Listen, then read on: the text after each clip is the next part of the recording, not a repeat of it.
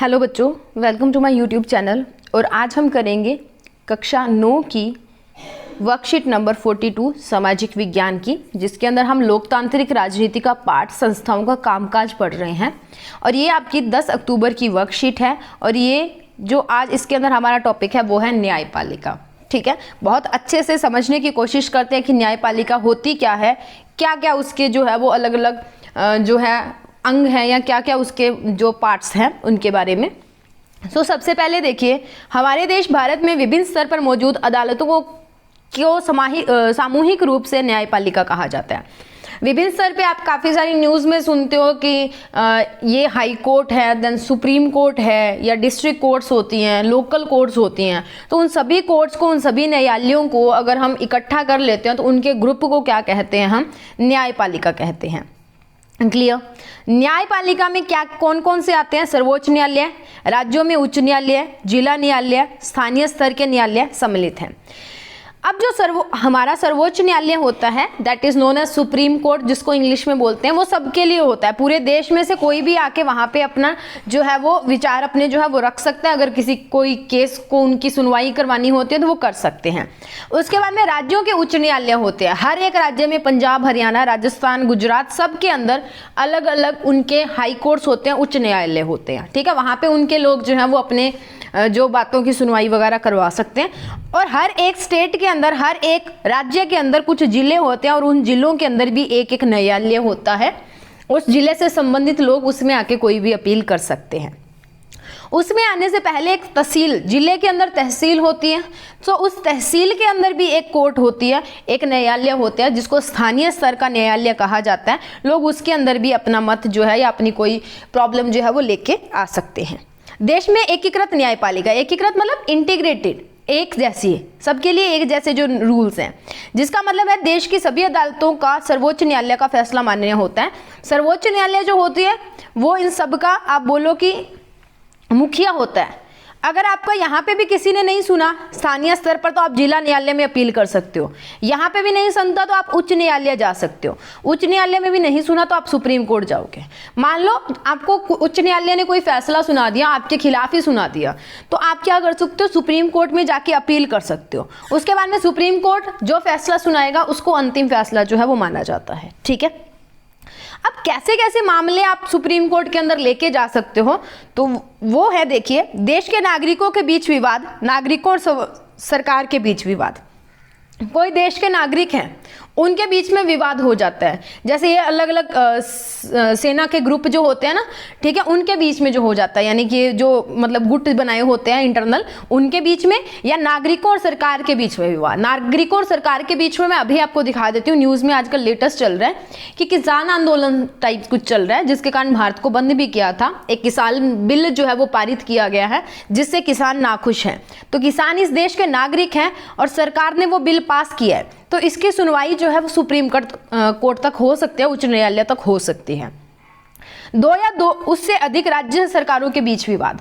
अब क्या होता है कि अलग अलग राज्यों के भी विवाद चलते रहते हैं, कभी पानी को लेके, कभी कोई ट्रेड को लेके, यानी कि व्यापार को लेके, कभी आने जाने को लेके, कुछ ना कुछ विवाद चलते रहते हैं। जैसे पंजाब और हरियाणा में एक मुख्य विवाद चलता है पानी का, SYL, काफ़ी बार आप सर्च करके देखना। ठीक है, तो उनकी सुनवाई भी जो है वो सुप्रीम कोर्ट में होती है। ठीक है, केंद्र और राज्य सरकार के बीच विवाद।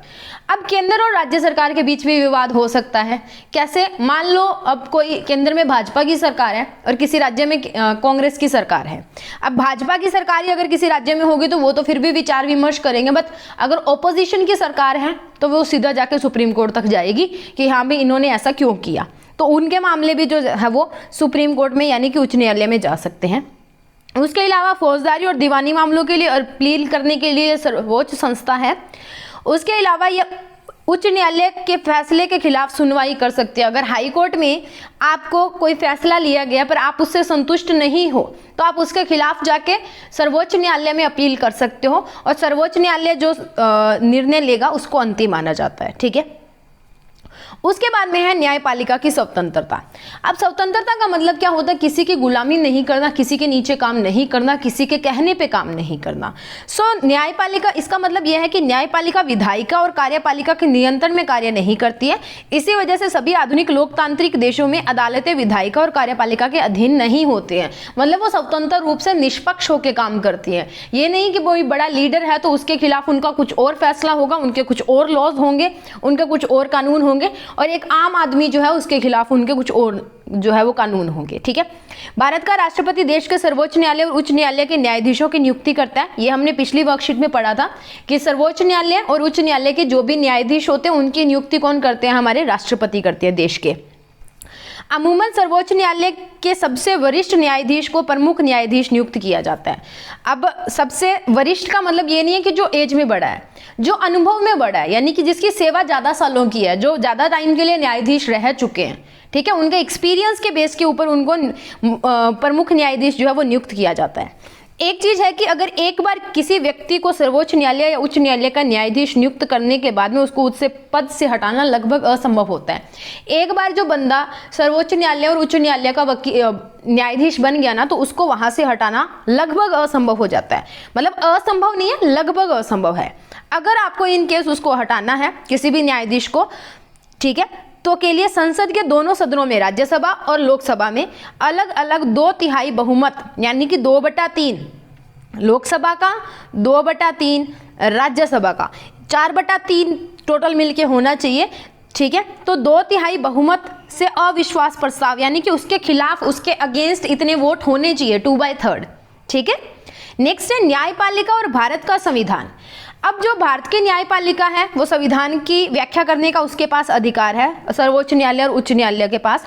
अगर न्यायपालिका को लगता है कि कोई विधायिका का कानून या कार्यपालिका की कोई कार्यवाही संविधान के खिलाफ है, यानी कि कोई ऐसा बिल पारित करने की कोशिश की गई है जो संविधान के खिलाफ है, या कार्यपालिका ने ऐसा कोई बिल जो है, ऐसा कोई कानून जो है वो लागू कर दिया है जो संविधान के खिलाफ है, तो वह केंद्र और राज्य स्तर पर ऐसे कानूनों की कार्यवाही को अमान्य घोषित कर सकती है। तो उनके पास ये अधिकार होता है कि वो उसको दोबारा से रिव्यू कर सकते हैं। रिव्यू करने का मतलब उसको दोबारा से देख सकते हैं। ठीक है। उसकी दोबारा से समीक्षा कर सकते हैं कि ऐसा हुआ है तो हम उसको अवैध मान देते हैं, मतलब उसको वहां पे माना नहीं जाएगा। ठीक है। इस तरह किसी भी कानून या कार्यपालिका की कार्रवाई को चुनौती मिलती है तो सर्वोच्च न्यायालय उसकी संवैधानिक वैधता तय करता है। मान लो किसी भी जो विधायिका है किसी भी बिल को चुनौतियां दे देते हैं, जैसे अभी किसान बिल को मिल रही है कि लोग सेटिस्फाई नहीं है, तो जो सर्वोच्च न्यायालय होता है वो उसकी वैधता को तय करता है मतलब कि भाई चलो अगर आपने पारित किया तो ये इतने दिन तक रहेगा, आप इसके अंदर कुछ ना कुछ चेंजेस कीजिए और उसके बाद में उसको लागू कीजिए। ठीक है। इसे हम न्यायिक समीक्षा के रूप में जानते हैं। सर्वोच्च न्यायालय ने यह भी फैसला दिया कि संसद संविधान के मूलभूत सिद्धांतों में बदलाव नहीं कर सकती। सर्वोच्च न्यायालय ने यह भी बोला है कि जो संसद होती है, पार्लियामेंट होती है, वो संविधान के जो मूलभूत सिद्धांत है उनके अंदर कभी बदलाव नहीं कर सकती, वो वैसे ही रहेंगे। उसके बाद में है न्यायपालिका और मौलिक अधिकार। देखो किसी को भी अपने अगर मौलिक अधिकार बचा के रखने हैं, हमें देश के संविधान में मौलिक अधिकार और मौलिक कर्तव्य दोनों दिए गए हैं, तो अगर आपने अपने मौलिक अधिकारों की सुरक्षा करनी है तो उसमें न्यायपालिका का बहुत अहम जो रोल है वो होता है।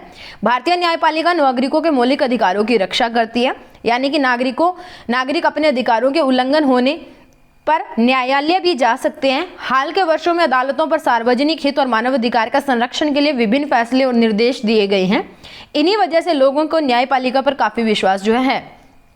मान लो कि अगर आपका कोई भी जो अधिकार है उसका कोई हनन करता है, यानी कि उसका कोई दुरुपयोग करता है या आपसे वो अधिकार छीन लेता है, तो आप इसके खिलाफ जाके सर्वोच्च न्यायालय या उच्च न्यायालय के अंदर अपनी अपील डाल सकते हो। उसके ऊपर सुनवाई होती है और हमेशा जो है वो एक निष्पक्ष फैसला दिया जाता है, जिसके कारण लोगों का विश्वास अभी तक न्यायपालिका के ऊपर बना हुआ है और आगे काफ़ी बढ़ता भी जा रहा है। ठीक है। उसके बाद बच्चे देख लेते हैं इसके 4 क्वेश्चंस को। छोटे छोटे क्वेश्चंस हैं तो जल्दी से इनके क्वेश्चंस को 1 बाय 1 डिस्कस कर लेते हैं और समझ लेते हैं।